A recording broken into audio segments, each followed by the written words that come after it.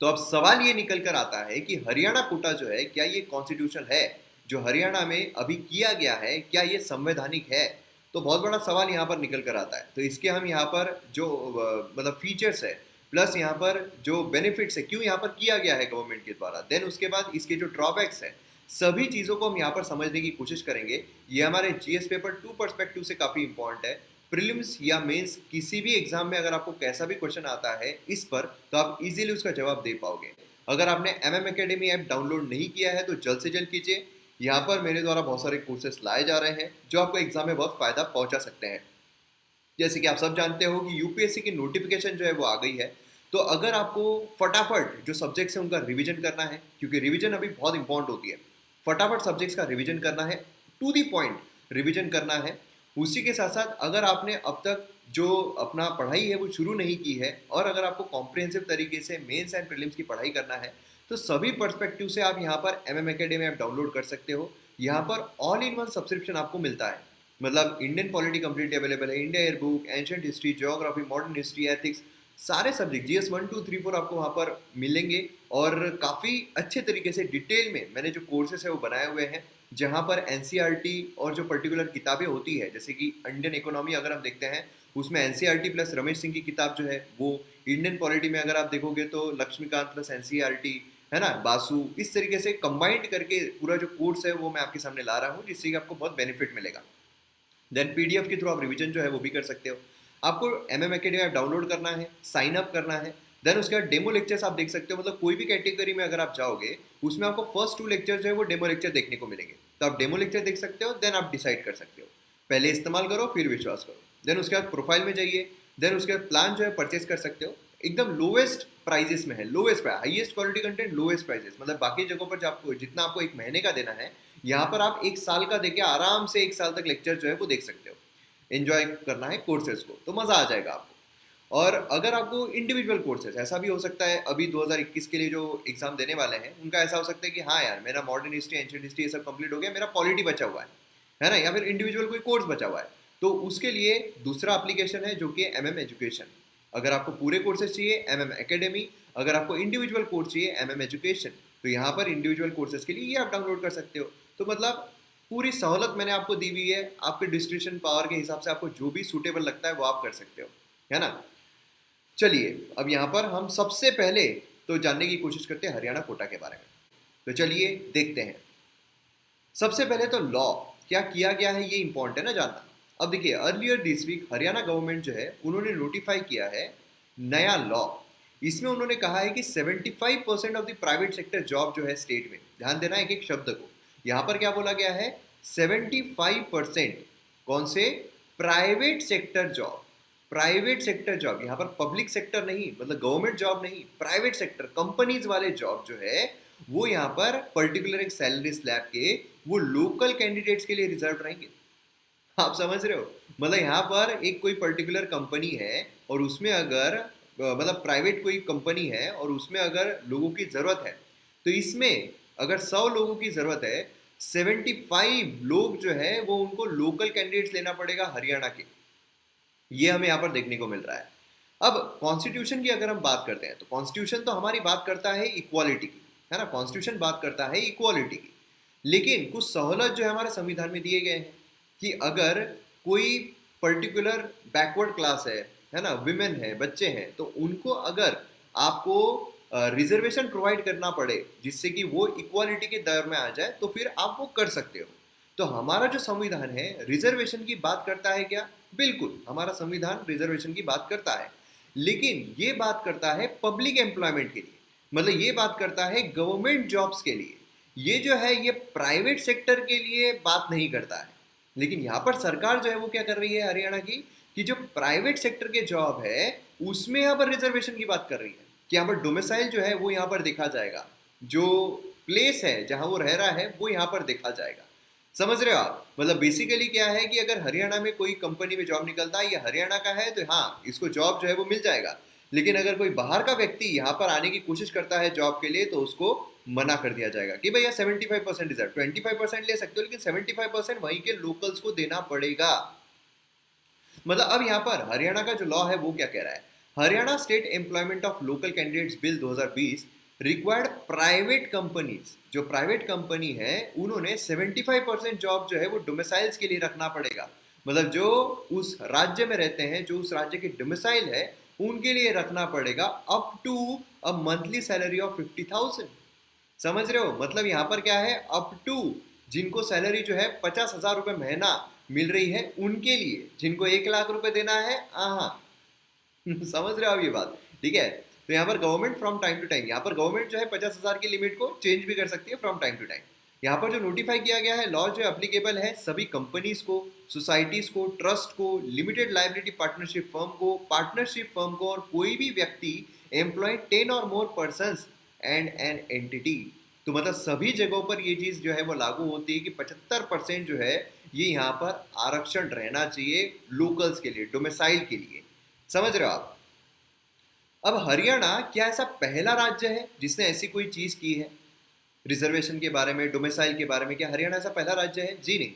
जुलाई 2019 अगर हम देखते हैं तो आंध्र प्रदेश गवर्नमेंट जो है उन्होंने सिमिलर लॉ पास किया था, जो कि कोर्ट में चैलेंज किया गया था। अब कोर्ट में चैलेंज क्यों किया गया आगे देखेंगे।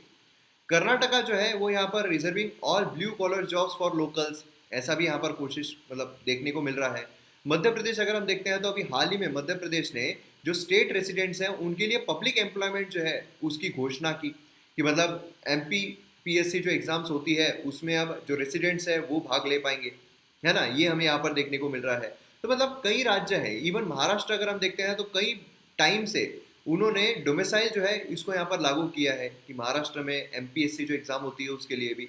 तो कई सारे राज्य जो उनके द्वारा ऐसा देखने को मिल रहा है, लेकिन यहाँ पर जो प्राइवेट सेक्टर है उसमें भी इसको एक्सटेंड किया गया है। ठीक है। तो मतलब ऐसे बहुत कम राज्य है जहां पर प्राइवेट इसमें भी जो रिजर्वेशन है वो लागू करने की बात की जा रही है या फिर लागू किया जा रहा है। अब इसमें सबसे इंपॉर्टेंट तो लीगल इशू आता है भाई साहब।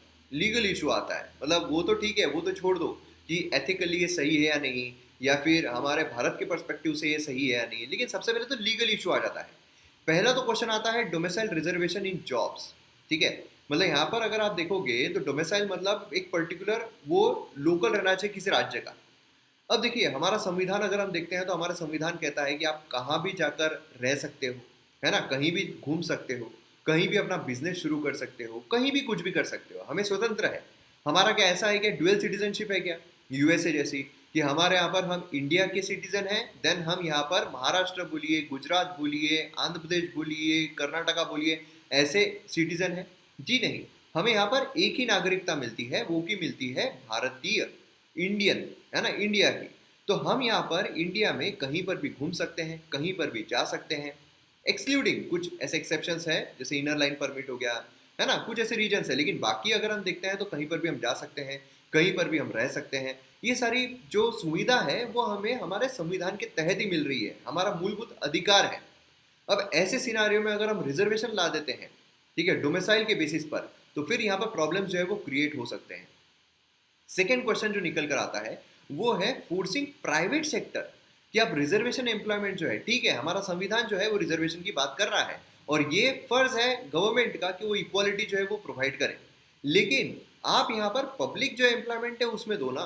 पब्लिक एम्प्लॉयमेंट में आप दे रहे हो, लेकिन अगर आप बात कर रहे हो प्राइवेट एम्प्लॉयमेंट की भी, तो उनको भी अगर आप फोर्स कर रहे हो तो यहाँ पर प्रॉब्लम क्या हो रहा है। यहाँ पर सवाल ये होता है कि अगर यहाँ पर जो कोई कंपनी है, बराबर है, अब कोई कंपनी है, कंपनी को समझ लीजिए 100 लोगों को हायर करना है, 100 लोगों को हायर करना है।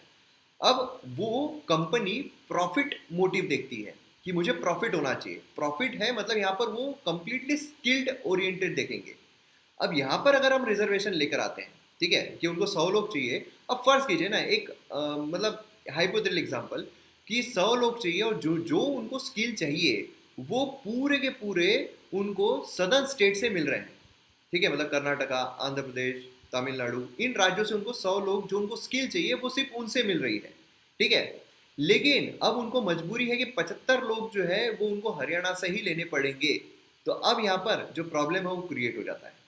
अब वो यहाँ पर क्या करेंगे, या तो वो अब एम्प्लॉयमेंट कम कर देंगे, है ना, क्योंकि उनका तो पूरा प्रॉफिट मोटिव रहेगा। या तो एम्प्लॉयमेंट कम कर देंगे, या तो कम लोगों को लेकर सैलरी जो है वो ज्यादा कर देंगे। जितना गवर्नमेंट थ्रेशोल्ड रखा है वो सैलरी ज्यादा कर देंगे, 50,000 रखा है तो 60,000 रुपए देंगे, है ना, और यहाँ पर सभी जो है वो बाहर के ले लेंगे। तो ऐसा जो कॉन्फ्लिक्ट है, ऐसा जो प्रॉब्लम है यहाँ पर क्रिएट हो सकता है।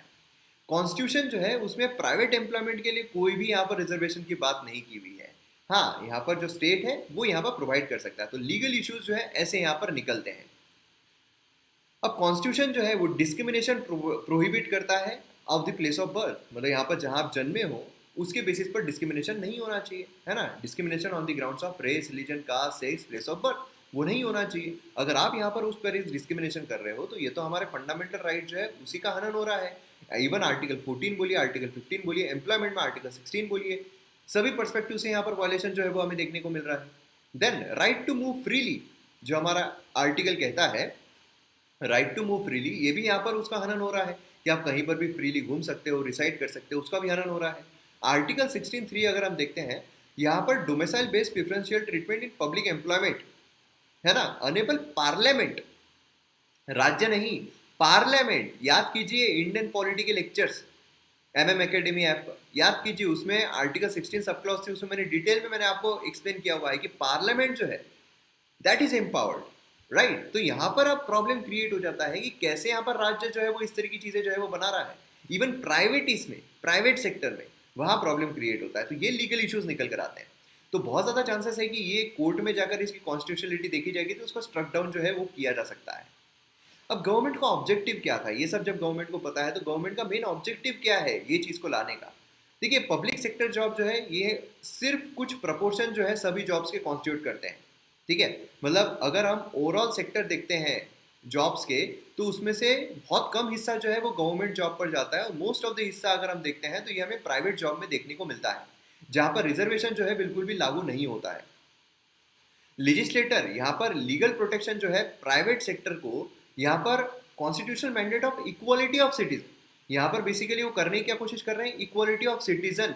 क्योंकि हम यहाँ पर क्या कर रहे हैं, इक्वालिटी यहाँ पर देने की बात कर रहे हैं इतनों से टपके में, जहाँ पर गवर्नमेंट जॉब्स बहुत कम है, लेकिन जो इतना बड़ा टपका है प्राइवेट जॉब्स का उसमें इक्वालिटी की बात नहीं होती है। तो इक्वालिटी पे अगर पहुंचना है तो यहाँ पर भी हमें इक्वालिटी जो है वो देनी पड़ेगी, इसलिए रिजर्वेशन जो है यहाँ पर भी लेकर आ जाए।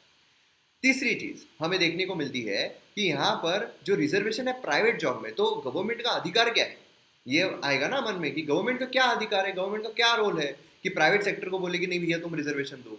उसका तर्क ये निकाला गया है कि प्राइवेट इंडस्ट्रीज जो है पब्लिक इंफ्रास्ट्रक्चर का इस्तेमाल करती है, जैसे कि subsidize allotment of receiving credits, है ना, उसी के साथ accessing of land, public banks, tax exemption, बहुत सारी सब्सिडी जो फ्यूल इस पर आती है, ये सभी उपभोग जो है वो प्राइवेट कंपनीज करती है।